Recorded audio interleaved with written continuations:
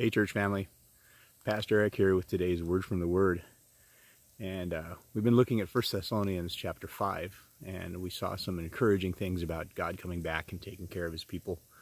But today we move on and we take a look at verses 12 and following, probably down through about 15. And Paul has a couple of things as he's wrapping up this letter that he wants to continue to encourage them with, things that they've already been really good at.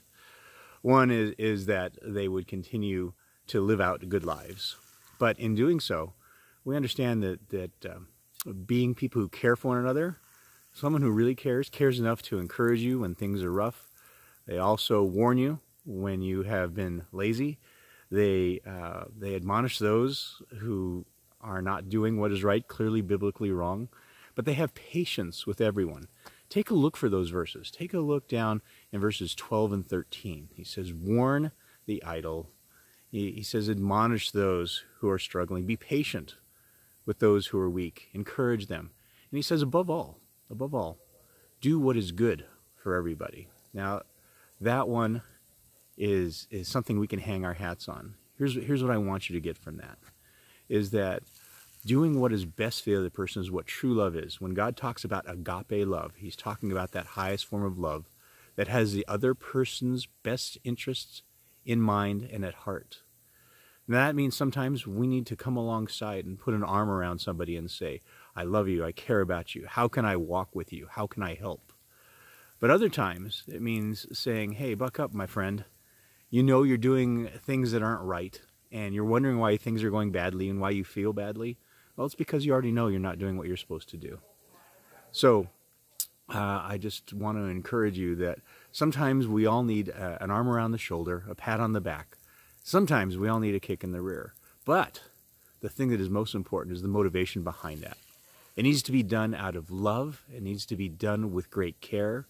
I can really get behind somebody giving me a hard time over my behavior or over my sin if I know that they truly love me at heart and they want what's best for me. So when we look at those things, we're told to do good to all people, and that means what's best for them. And sometimes it might be just to listen. It might be to avoid an argument. It might be to say, can I speak into your life? Whatever that is, I want to encourage you today. Who in your life needs encouragement? Give them that encouragement. Pat them on the back. Give them a hug. Whatever is necessary to do good for them. But if there's somebody in your life who you know is sitting in a place where they're struggling, maybe around their attitudes, maybe around the idea of sin, then if you love them, you just don't let them sit in their misery. You come alongside of them and you say, it looks like this is what's going on, and can you help me to understand? In other words, rather than accusing and simply judging them, seek clarity, seek clarification of what's going on in their lives, and then come alongside and say, well, I think this is what the Bible says and what God has for you, and it's certainly what I want for you. Now, and here's the most important step, how can I help? That's what loving somebody means. That's what encouraging others means. There are different responses for different people at different times, but it always needs to be steeped in love. It needs to be soaked in love. It needs to flow out of who we are if we're truly able to speak into one another's lives. I'm looking forward to seeing each and every one of you. Don't forget, Saturday, 6:30 services at church. Love you all. God bless.